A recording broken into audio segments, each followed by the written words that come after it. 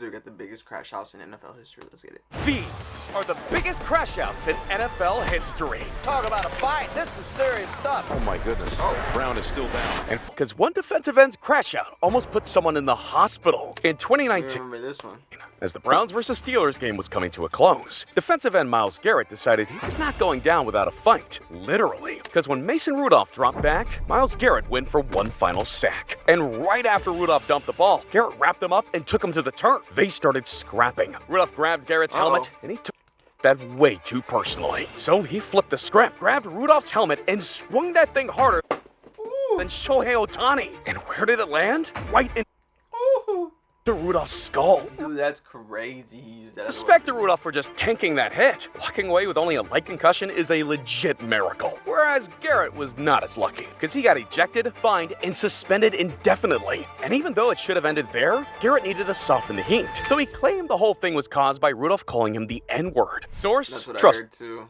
me, bro. The NFL investigated, found zero audio evidence, and Garrett ended up just looking like a clown. But he wasn't near due. But T.O. did something way more random when he lost I it. guess he edited it. Because after the Cowboys lost the playoff game to the Giants, Terrell Owens stepped up to the podium to take questions, which was already random because the press expected Tony Romo to be the one there. See, everyone blamed Romo for the loss by using his bye week to take a vacation. I So heard about that. T.O. was there to set the record straight. But it definitely went a lot better in his head than whatever the hell this was. You know, Tony, That's my quarterback. you guys can point the finger at him. You can talk about the vacation. And if you do that, it's really unfair.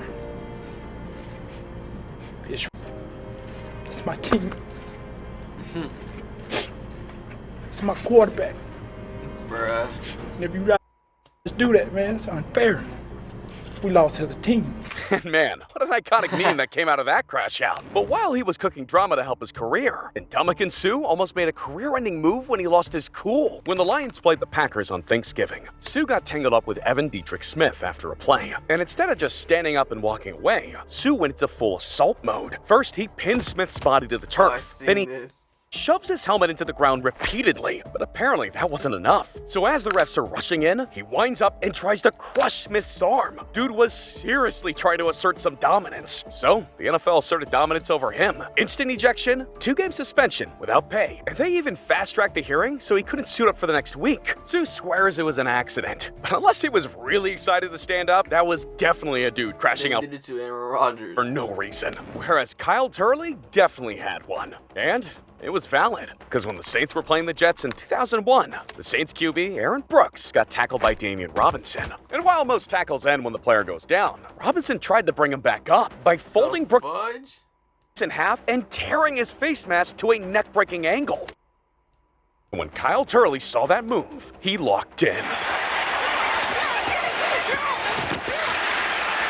He Oh yeah, he's doing the same thing. sprinted into the dog pile, wrestled Robinson, and straight up yanks Robinson's helmet off, and just fires it to the stratosphere right before flipping off the ref. Yeah, he got ejected pretty fast for that. He also had to take anger management classes and pay $25K in fines. But I've done that too. honestly, that was such a coded move, and the Saints barely even care. The same cannot be said about Andre Johnson, because when Cortland Finnegan and Andre Johnson met during the Texas Titans game in 2010, This one. they already hated each other. So after 4 years of buildup, tensions were at a fever pitch, and they were at each other's throats on every play. Andre Johnson even told Cortland that he was going to tear his ass up. Don't get frustrated. You know, tear your ass up. You know that. And after 3 quarters of back and forth insults and brutal hits, Andre Johnson just went off the rails. The second the ball snapped, Finnegan didn't even try to cover Johnson. He just went straight for his throat. Johnson responded by ripping off Finnegan's helmet. Finnegan then tears off Johnson's, but that was the fatal move, because Johnson was able to get behind him and just deliver a beatdown. Finnegan was acting way too cocky after getting up. Bro was literally on all fours getting hit by the wrath of God. And even though they got ejected for it, Andre came out on top. But Andre wasn't the only one involved in NFL wars, because Albert Hainsworth basically started a war with his crash out. See, in 2006, the Titans were getting cooked by the Cowboys. Frustration among the Titans was through the roof. But then, in the middle of a routine play, that frustration turned into rage. Because when Dallas' center Andre Gerard ended up on the turf, and before Gerard could move, Hainsworth Ooh. looked down, lined up his target, and brought his size 14 down on Gerard's skull. He caught him Dude is wild. right above the eye, slicing his face open. Blood went everywhere. Trainers rushed in, and Gerard needed 30 stitches to close it up. But here's where it gets a little psychotic. Upon watching the replay, the refs realized Hainsworth actually missed his first stomp and went back for another try. When they saw that, they didn't hesitate and threw him out of the game. Hainsworth even got pissed like he did nothing wrong, except casually try and scalp another player. But his punishment didn't end there. He got hit with a 5-game suspension, the highest ever at the time, and lost $200,000 from his salary. Good. Nah, that fool was German. Actually insane behavior. With Ryan Leaf, it just came from one hilarious locker room moment. Oh, this one was funny. Even though his entire career is hilarious. Because the moment he joined the Chargers, Ryan Leaf was a disaster. He skipped meetings, fought with coaches, and put up abysmal numbers on the scoreboard. But Leaf's most iconic moment came from a locker room crash out after a horrendous game. Crashed out. The man only completed 1 pass out of 15, and it was only for 4 yards. On top of that, he threw 2 interceptions and had 4 fumbles. How did that happen? Unsurprisingly, the Chiefs clapped his cheeks. So when Leaf went to the locker room, he was seething. Don't talk to me, all right? Knock it off! Dude I would have been like, my bad, trash can. literally sounds like he's on the brink of tears. And to be fair, anyone would be pissed after a loss like that. But IK Eamon got pissed for a different kind of loss. During the Jets' 2015 training camp, QB Geno Smith got into a fight with IK in the locker room. See, Eamon bought Geno a plane ticket to a football camp in Texas. Oh, I heard about this. But Geno didn't go. And even though he promised to pay Eamon back, he dodged a Venmo request for over 2 months. So when IK met him in the locker room, he demanded the payment. Geno said he'd get back to him, and an argument started. But as things I didn't go, why I gotta pay you? really started to heat up, IK did something completely unexpected. He hauled back, welded up a hook, and sucker punched Geno so hard, he broke his jaw. Bro, that's your quarterback. His crazy punching power. IK was released on the spot, and Geno would take weeks to recover. But the craziest part? This wasn't over some Emirates Suite plane ticket. This all happened over $600. But not all crash outs are violent. Most time they're making millions. Some are just straight up cringe. Like when Derek Anderson lost it during a post-game interview. When the Cardinals were getting blown off the face of the planet by the 49ers, cameras caught quarterback Derek Anderson laughing on the sidelines. Nope. Got released that same day. Big deal. It's what the average person would think. But when the game ended and the cameras swarmed Derek at the post-game, one reporter made the mistake of asking Derek what he was laughing about. But why was something funny when you're down 18 points in the fourth quarter? It wasn't funny. I wasn't laughing about anything. The camera showed you laughing. Okay, that's fine. That's fine. That's fine. Commented about it. That's fine. That's fine. I'm not laughing about it. You think this is funny? I take the serious. I'm not. Real serious. I put my heart and soul into this every single week. All I'm saying is Go the at the reporter. camera showed you I'm just telling you right now what I do every single week. Every single week. I put my freaking heart and soul into this. I study my ass off. I don't go out there and laugh. I would have said, no, you don't. It's not funny. It's not fun. Nothing's funny to me. I don't want to go out there and get embarrassed on Monday Night Football in front of everybody. That's why I'm asking you what I'm telling you right now, we're talking. Deuce and I are talking. What was the context in I'm done. which Sorry. If he said literally anything else, no one would have cared. But this dude turned a nothing moment into a public self-execution. No one has ever looked more guilty of laughing than this guy. Now look, there's a lot more crash outs coming up next. But first, we gotta talk about our sponsor, Huel. Because if you're have $1 of Super Bowl 37, and the Raiders were locked in. Hey, the Raiders. Coaches were working around the clock, and players were laser focused. The energy was intense but electric. Every snap was analyzed, and every player went to every meeting. Well, Tim almost Brown, every player. Because at some point, someone stood up, looked around, and asked, Par where the Center. hell is Barrett? Barrett Robbins, if you didn't know, was the team's starting center. And hours before the Super Bowl, he was nowhere to be found. And wherever they thought he was, they probably would have never guessed Mexico. Yeah, it turned out that Barrett had spiraled into a full manic bipolar episode. And since he wasn't thinking clearly, he hallucinated that the Raiders already won the Super Bowl. So instead Dang. of prepping for the real thing, he hopped aboard to Tijuana and was partying like parade was tomorrow. He did miss the actual Super Bowl, but that must have been one hell of a celebration. But there's nothing to celebrate with this next crash out, because this might be the most valid crash out in this entire video. And it all happened because of a 1 in a billion accident. See, in 1999, Browns were playing the Jags, and late in the first half, a ref threw a flag towards Orlando. But back then, flags weren't just cloth. They were weighted sacks of metal ball bearings to make What? the flag fly farther. And this flag didn't just land near Orlando. Oh. Orlando. It went through the air, through the bars of his face mask, and hit him right in the eye. Oh my god. Orlando dropped immediately, and when the trainers saw the human freight train staying down, they knew something was up. So they rushed the field, helped him up, and started examining him on the sideline. Damn. But Orlando wanted payback, so he left the sideline, went right up to the ref, and gave him a light shove. And a light shove from a guy like this is like hitting an F1 car, so he just flattened He got sued. the ref. Obviously, they had to eject him and suspend him indefinitely for that misconduct. But here's the thing. Brown Definitely. father went blind when he was younger, and when you couple those genes with an injury, you get an injury that's worse than anyone suspected. Even though he was suspended, he actually couldn't play if he wanted to, because he was legit losing his vision. He even had to sit out for the rest of the 99 and 2000 season from that injury. So honestly, respect the Brown for only shoving the ref. That one throw basically ruined his career. He Damn. Damn. Nah, yeah. That's fucked. ended up suing the NFL for $200 I would have sued the ref.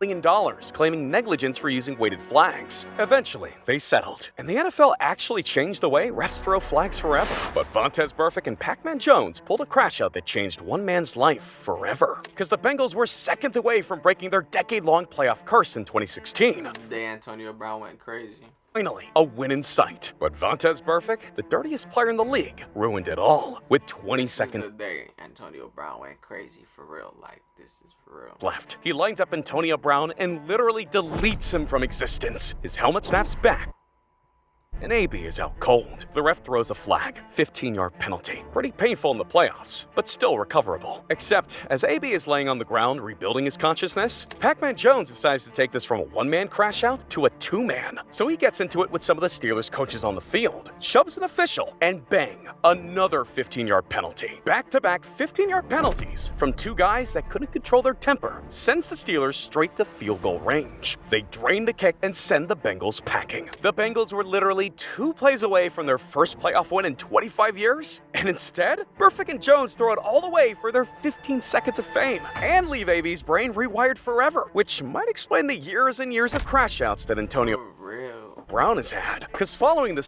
Steelers-Brown incident, his He's never been the same. life fell off a cliff. He had a relatively uneventful 2017 season, but by I mean, he was good, but 2018, things were already going downhill. He was causing tension with the Steelers organization, tossing furniture out of his 14th floor apartment, and was caught driving over 100 miles per hour on the highway. But somehow, by 2019, the Raiders still wanted to sign him. The Raiders management is clearly full of guys who never made it past the 6th grade, because signing AB was a disaster. In August, he suffered frostbite from a cryotherapy chamber, which made him skip practice. Then, when he returned, he refused to wear a league-approved helmet. He legit wanted to wear the same helmet he'd always worn and was ready to retire if he didn't get his way. Eventually, he calmed down and came back on the 12th after missing 2 full weeks. The next week, though, the NFL actually listened to him, so they gave him the year to phase out his old helmet. And even though that still pissed him off, the GM was basically like, either wear the damn helmet or you're gone. So he wore the helmet and then posted pictures of all the fines he received for missing practice in early August. But that wasn't all. He then went face to face with the GM at practice, cussed him out, called him a cracker, and had to be held back by Vontaze Burfict. that was crazy. You literally can't make this up. And the next day, he came back like nothing happened and then posted again, showing off his $215,000 fine for the GM incident. And in the same post, he begged to be released from the Raiders. They happily accepted. But for whatever down bad reason, the Patriots signed him the next day They for won the Super Bowl, though. $15 million. That's like losing your job at Starbucks and then getting hired by Amazon. But unfortunately for AB, there was another turnaround right after. Sexual assault allegations. So the Patriots dumped him too. He bounced to the Bucs next. Got to win a Super Bowl with Tom Brady. And then, as he was riding that high, even more went wrong. In 2022, That just went crazy. during a game with the Jets, he took his uniform off mid-game, jogged across the end zone, and straight up dipped. Bro took a page out of Sue's book and crashed out for no reason. But the final nail in his coffin? Attempted murder. Seriously. In 2025, he was at a celebrity box Yep. event in Miami when a fight broke out. Ironic, but AB, being who he is, decided to take it a little too far when he grabbed the security guard's gun. He fired 2 shots. One missed, one hit a guy's neck. And when the police recovered the shells, they charged him with attempted murder. But by that point, Brown was safe. Not because he turned himself in or that he was hiding in a friend's crib. Nah, he straight up left the country and flew to Dubai. So unless he crashes out again there and has to fly back to the US, he'll be a free man till the end. The same can't be said about Richie Incognito, because even though he had a similar trajectory to AB, one career-long crash out, nothing compares to what happened to him after football. But it also Imagine being able to build an app with your name on it, just by thinking about it. Meet Base 44. It all started before he was even in the NFL, because back at Nebraska, he was a bomb waiting to go off. He was bulldozing defenders way after the whistle, talking trash to refs, and even throwing hands with teammates. And as Richie racked up ejections like they were trophies, skipped mandated anger management programs, the school eventually decided they had enough. But the NFL was still willing to give him a shot, and honestly, what a smooth brain decision that ended up being. Because in the NFL, he wasn't just known, he was legendary for being dirty, and consistently showed up in the top 3 dirtiest players list every single year. Dude was gouging people's eyes out, dishing out late hits, and getting into scuffles every game. But on the field, out-of-pocket contact was just the beginning of Richie's downfall. He could have shrugged off the flags, fines, and ejections till he dropped, but the first real nail in the coffin, Bullygate. See, during his time on the Miami Dolphins, he was teammates with Jonathan Martin, a black player. And even though race normally wouldn't matter, in this case, it was the entire conversation. Because in 2013, Martin accused Richie of relentless, brutal harassment, including violent threats against Martin's mother, himself, and an unbelievable amount of homophobic and racial slurs. NFL and fans alike were skeptical, and then everything got made public. Hey, what's up? You have Oh, never mind, it was real. I thought it was fake. I saw you on Twitter. You've been training 10 weeks. I want to come in your mouth. I'm gonna your mouth. I'm gonna slap your real mother across the face. You. You're still a rookie. I'll kill you. Sounds like an average COD lobby to me. And according to Shannon Crowder, that's just how Richie was. He is a guy that needs to know his place with you. He tries to test you to see if you have enough manhood, if you have enough testosterone to put that line in the dirt. To tell him, Richie, you're going to go so far with me, and then I'm not going to deal with it anymore. I don't know if Jonathan Martin ever put that line in the dirt or if he knew he was getting tested. Fair point, but I like Shannon Sharp's take better. This tells me everything I need to know about the Miami Dolphins locker room. How we got here and why we got here. Because so many people, if you don't understand it, because I'm 45, I grew up in rural South Georgia. Maybe I'm a disconnect with me, JB. Maybe it's me. Just ask your parents, ask your grandparents, the mountain that they climbed so a black person in America could have respect, could have dignity, and you allow this in an open locker room to take place is unacceptable. Exactly. And when that's supposed to be your brother, things obviously hit. Shannon Sharp always says a whole lot of, a lot.